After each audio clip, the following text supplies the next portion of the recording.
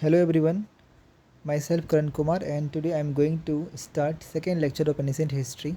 देखिए पिछले लेक्चर में हम लोगों ने एंशिएंट हिस्ट्री का पहले लेक्चर को डिस्कस किया था, जिसमें हम लोगों ने pre historic period of history के बारे में पढ़ा था।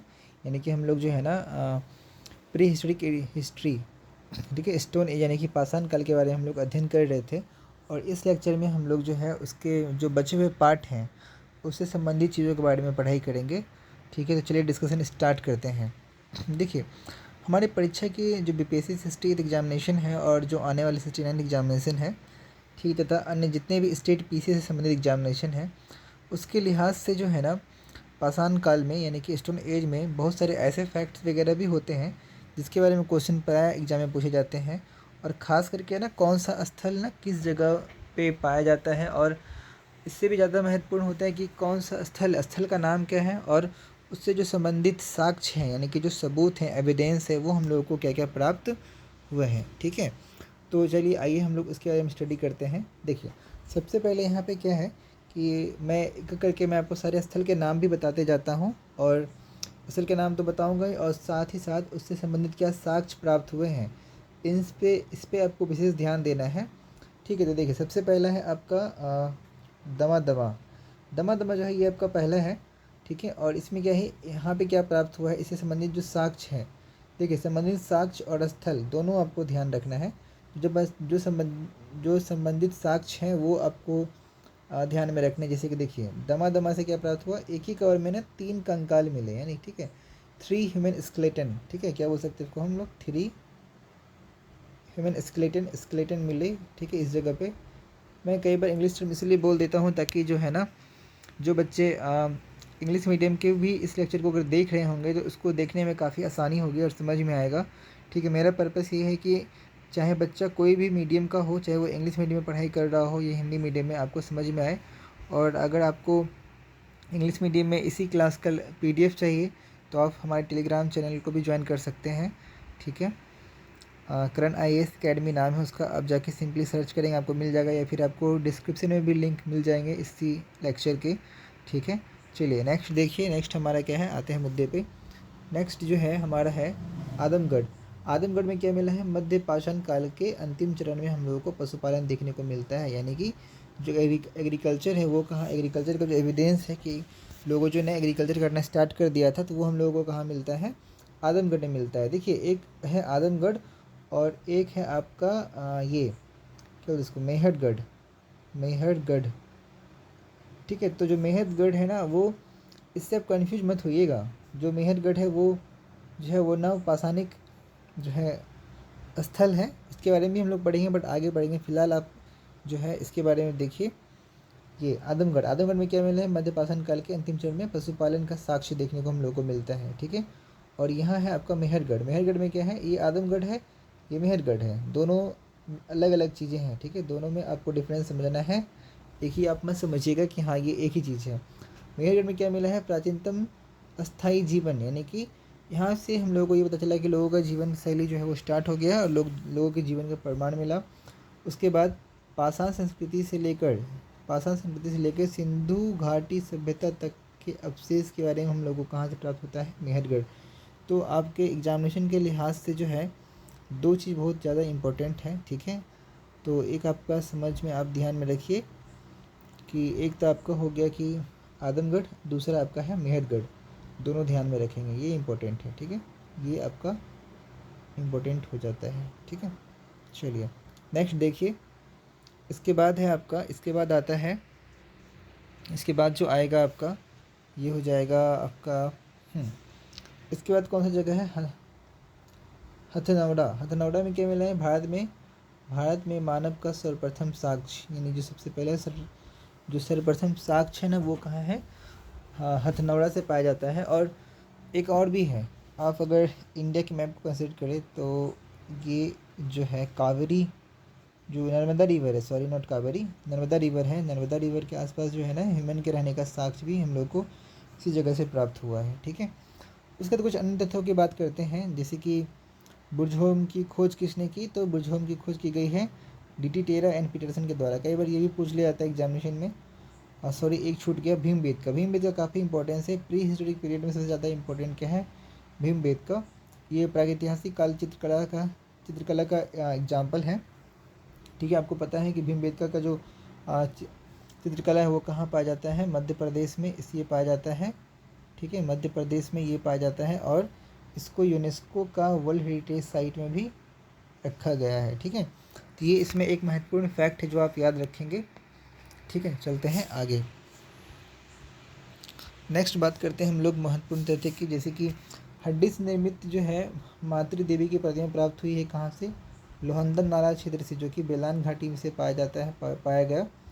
ठीक है, उसके बाद हम लोग को क्या मिला है, इसके बाद हमारे पास है, इसके बाद हम लोगों के पास है बृहद पाषाण स्मारक की पहचान की गई कहाँ से, मृतकों को दफनाने के स्थान से। ठीक है, ये चीज़। और इससे महत्वपूर्ण आपको एक बार मैं और बात बताता हूँ, ये है आपका राष्ट्रीय मानव संग्रहालय कहाँ स्थित है, तो ये कहाँ स्थित है, ये है आपके भोपाल में स्थित। ठीक है, नेशनल ह्यूमन म्यूजियम जो है वो आपका कहाँ स्थित है, तो वो है भोपाल में स्थित है। ठीक है, एक सेकेंड, हाँ देखिए आगे। इसके बाद है क्या आपका ये गैरिक मृद भांड की पात्र की का नामांकन हुआ कहाँ पे, हस्तिनापुर में। और एक और जगह है अतरंजी खेरा, इस जगह पे नहीं है, मैं आपको नोट कर देता हूँ, आप नोट कर लीजिए, अतरंजी खेरा। ठीक है, अतरंजी खेरा जगह का नाम है, आप सुन लीजिए, सुन तो आप लिख लीजिएगा नोट्स में, अतरंजी खेरा। ठीक है, दो जगह पे, हस्तिनापुर में और अतरंजी खेरा, दोनों जगह पे पाया जाता है, पाया गया, सॉरी। ठीक है, इसके बाद चलिए आगे। नेक्स्ट है आपका जो ये, इससे भी कई बार क्वेश्चन पूछे जाते हैं। देखिए ये महत्वपूर्ण बात है, भारतीय पुरातत्व से संबंधित कुछ तथ्य के बारे में हम लोग जानकारी प्राप्त कर लेते हैं। देखिए सबसे पहले 1861 में जो है ना, भारतीय पुरातत्व के जनक इनको कहा जाता है, अलेक्जेंडर कनिंघम को। ठीक है, और भारत में सबसे पहले जो है ना, इनको पुरातत्व सर्वेक्षक नियुक्त किया गया था। ठीक है, दूसरी बात नंबर पे आता है 1863 में, 2 साल के बाद। ठीक है, 2 साल के बाद जो है भारत में पाषाणकालीन सभ्यता का अनुसंधान यानी कि रिसर्च प्राप्त हो गया। ये लोग सारे लोग जो है ना, इसके बारे में रिसर्च करना स्टार्ट कर दिए। ठीक है, और इसके बाद जो है 1871 में पुरातत्व सर्वेक्षण सरकार के एक विभाग के रूप में गठित हो गया। ठीक है, यानी कि एक ना सेपरेट एंटिटी बना दी गई कि इसके बाद से कि हाँ आपको क्या करना है, पुरातात्विक अध्ययन करना है, सर्वेक्षण करना है, रिसर्च करना है, तो आप जो है इस विभाग से सहायता ले सकते हैं और इस विभाग के अंदर जो है मतलब सारे कार्य भी संपन्न किए जाएंगे, ऐसा हुआ। और आपको पता होगा, आपने पढ़ा होगा मॉडर्न हिस्ट्री में, नहीं तो मैं आप लोग को आगे पढ़ाऊँगा ही। 1901 में भारत के जो गवर्नर जनरल थे वो कौन थे, लॉर्ड कर्जन। ठीक है, लॉर्ड कर्जन का शासनकाल होता है इस समय। ठीक है, तो लॉर्ड कर्जन जो है ना, लॉर्ड कर्जन के समय पुरातात्विक सर्वेक्षण के विभाग को केंद्रीकृत कर भारतीय पुरातत्व सर्वेक्षण का नाम दिया गया, यानी कि पहले दूसरे नाम से थे। ठीक है, और बाद में इसको नाम चेंज कर दिया गया भारतीय, एक सेकेंड, इसका नाम कर दिया गया भारतीय पुरातत्व सर्वेक्षण का नाम दिया गया। और कई बार एग्जाम में पूछा जाता है कि इसके जो है ये महानिदेशक कौन थे, तो जॉन मार्शल जो है ये इसके महानिदेशक थे। ये बात आपको ध्यान रखना है कि जॉन मार्शल क्या थे, इसके महानिदेशक थे। ठीक है, सर्वप्रथम कौन थे, यानी कि जो आर्कियोलॉजिकल सर्वे ऑफ इंडिया है, यानी कि भारतीय आर्कियोलॉजिकल सर्वे ऑफ इंडिया, यानी कि ASI, भारतीय पुरातत्विक जो विभाग है, जो सर्वेक्षण है, भारतीय पुरातत्व सर्वेक्षण जो है, इनका सबसे पहला जो प्रथम महानिदेशक यानी कि डायरेक्टर जनरल, महानिदेशक क्या बोलते हैं, डायरेक्टर जनरल जो था वो कौन था, सॉरी कौन थे, वो थे जॉन मार्शल जी। ठीक है, तो ये बात आपको ध्यान रखना है। इसके बाद आ जाइए, नोट में एक बात मैं आपको बताना चाहूँगा कि मध्य पाषाण काल में जो है ना, मानव पेट भरने के लिए मछली का भी शिकार करते थे। देखिए ये पॉइंट कई बार फैक्ट छूट जाएंगे, कई बार पूछ लेगा, तो आपकी गलती नहीं होनी चाहिए इस जगह पे। ठीक है, उसके बाद देखिए, हाँ इसके अलावा क्या मिला, मध्य पाषाण काल के विशिष्ट औजार में सूक्ष्म पाषाण औजार भी थे। ठीक है, यानी कि माइक्रोलिथिक टूल्स भी बोल सकते हैं आप, ये हम लोगों को भी मिला था, सूक्ष्म पाषाण कालीन सभ्यता। ठीक है, औजार। इसके अलावा कुछ और भी फैक्ट्स के बारे में हम लोग डिस्कशन करते हैं। ठीक है, शुरुआत से मैं बताता हूँ आपको। ये तो मैंने आप लोगों को पहले ही बता दिया था कि इतिहास को हम लोग 3 पार्ट में डिवाइड करते हैं, प्रागैतिहासिक काल, पहले लेक्चर में आदि ऐतिहासिक काल और ऐतिहासिक काल, ठीक है। और इसमें कुछ बताने लायक नहीं है फिलहाल। नेक्स्ट, हाँ देखिए, इस जगह पे आपको समझना है दूसरी बात, जो मध्य पुरापाषाण काल को जो है ना एक फलक संस्कृति भी कहा जाता है, ठीक है। मध्य पुरापाषाण काल को फलक संस्कृति भी कहा जाता है। किसके द्वारा, किस क्यों कहते हैं हम लोग ऐसा फलक संस्कृति? क्योंकि फलकों की अधिकता के होने के कारण हम लोग इसे मध्य पुरापाषाण काल को फलक संस्कृति भी कहते हैं, ठीक है। यहाँ से कहाँ से 14 मानव कंकाल प्राप्त हुए? तो लहगांज, गुजरात से। स्टेट भी याद रखना है आपको, जगह का नाम भी याद रखना है। इसके अलावा नेक्स्ट देखिए, भारत में मध्य पाषाण काल के विषय में सर्वप्रथम जानकारी प्राप्त हुई कब? 1867 से 1868 के आसपास, ठीक है। 1867 टू 1868 के आसपास हम लोग को प्राप्त होता है, ठीक है। ये बात हो गया। उसके बाद हाँ देखिए, उसके बाद फिर हम लोग आगे डिस्कशन करते हैं।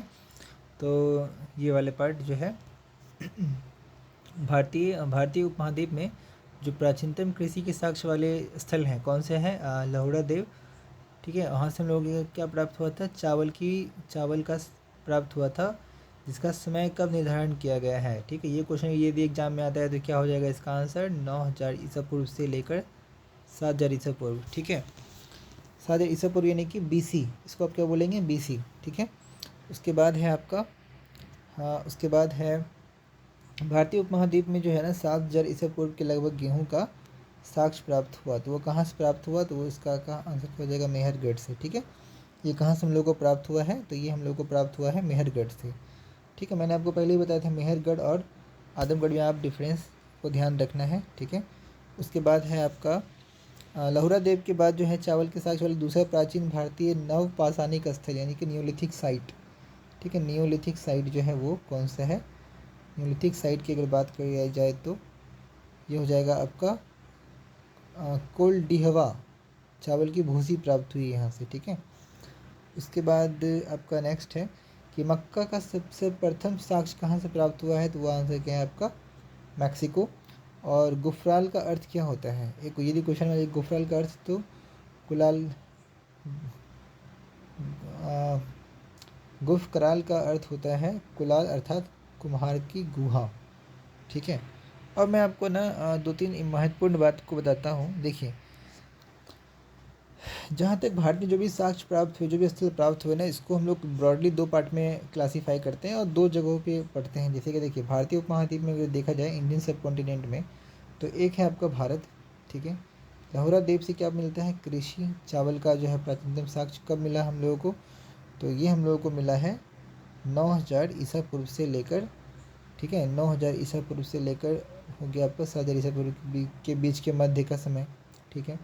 दूसरा, यहीं अगर हम लोग इंडिया से बाहर देखें तो मेहरगढ़ जो कि कहाँ है? पाकिस्तान में है। आदमगढ़ इंडिया में है, याद रखिएगा, आदमगढ़ मध्य प्रदेश में है, आपको कन्फ्यूज नहीं होना है इनके बीच। बट जो मेहरगढ़ है वो कहाँ है? पाकिस्तान में है, ठीक है। तो मेहरगढ़ में से हम लोग क्या प्राप्त हुआ? गेहूँ का प्राचीनतम साक्ष्य कब? 7000 ईसा पूर्व में हम लोग को प्राप्त हुआ है गेहूँ का साक्ष्य, ठीक है। तो ये 2 बात मैंने जो आपको बताई ना, ये अब बात पे आप ध्यान बिल्कुल रखेंगे, क्योंकि एग्जाम में क्वेश्चन गलती होने के चांसेस होते हैं, ठीक है। लहुरा देव से क्या मिला हम लोग? कृषि, और कृषि यानी कि चावल का प्राचीनतम साक्ष्य, और मेहरगढ़ से क्या मिला? गेहूँ। तो दोनों में आपको कन्फ्यूज नहीं करना है, ठीक है, दोनों में आपको कन्फ्यूज नहीं करना है। चलिए आगे देखते हैं। और लास्ट पॉइंट, ठीक है, लास्ट पॉइंट क्या है? लास्ट पॉइंट में आपका आ जाएगा अब कि इस प्रकार हम लोग देखते हैं कि चावल या कृषि का प्राचीनतम जो साक्ष्य वो लहुरा देव से ही प्राप्त होता है। तो देखिए, ये बहुत ही इम्पोर्टेंट पॉइंट है जो आप अपने दिमाग के प्रिंटर पर प्रिंट कर लीजिएगा ठीक है, क्योंकि ये क्वेश्चन आ सकते एग्जामिनेशन में, ठीक है। तो इस प्रकार से हम लोगों ने क्या किया, पूरा जो सबसे पहला चैप्टर था, कौन सा पार्ट? प्राचीन इतिहास का कौन सा पार्ट था हम लोगों का? ठीक है, पाषाण काल से जितना भी हम लोगों का महत्वपूर्ण पॉइंट्स था, उन सारे पॉइंट्स को हम लोगों ने डिटेल से कवर किया। देखिए, आप लोगों में से कई छात्रों को लगेगा और छात्राओं को लगेगा कि देखिए कि सर आपने इसमें जो है हम लोगों को बहुत ज़्यादा डिटेल्स में नहीं पढ़ाया। तो अब एक बात और ध्यान देखिए ना, आप BPSC का पास्ट पेपर देखिए, ठीक है। आप बीपीएससी के पास्ट पेपर देखिए, 2020 में एक क्वेश्चन, ठीक है, और एक क्वेश्चन जो है बहुत पहले पूछा गया था, बस 2 क्वेश्चन अब तक आए हैं इस टॉपिक से, ठीक है, सिर्फ 2 क्वेश्चन। तो 2 क्वेश्चन में आप बहुत ज़्यादा समय, हमेशा आप जब भी पढ़ाई करें ना तो कॉस्ट बेनिफिट रेशियो, ठीक है, इसको आप देख के पढ़ाई कीजिए। यदि मैं किसी चैप्टर के पीछे इतना देर 1 घंटा 2 घंटा यदि 3 घंटा पढ़ रहा हूँ, तो क्या मैं इससे एक क्वेश्चन सॉल्व कर पाऊँगा या फिर नहीं कर पाऊँगा। यूँ नहीं कि फालतू का पढ़ा जा रहा हूँ, कोई फ़ायदा ही नहीं होगा। तो ऐसा नहीं करना है आपको, हमेशा कॉस्ट बेनिफिट रेशियो देख के ही आपको काम करना है, ठीक है। और समय का तो लिहाज बिल्कुल रखना है आप लोगों को। चलिए, तो इस डिस्कशन में हम लोगों ने जो है पाषाण काल कंप्लीट कर लिया। अब आने वाले क्लास में हम लोग नेक्स्ट क्लास में हम लोग मिलेंगे एक दूसरे से, उसमें हम लोग डिस्कस करेंगे चालकोलिथिक कल्चर, ठीक है, चालकोलिथिक कल्चर यानी कि ताम्र पाषाणिक काल, ठीक है, ताम्र पाषाणिक काल यानी कि जिसमें हम लोग कॉपर वगैरह का यूज़ करना स्टार्ट करते हैं। तो मैं अगली क्लास में बताऊँगा, ठीक है। चलिए, तो इस डिस्कशन में फ़िलहाल इतना ही है। तब तक के लिए thank you very much for discussion.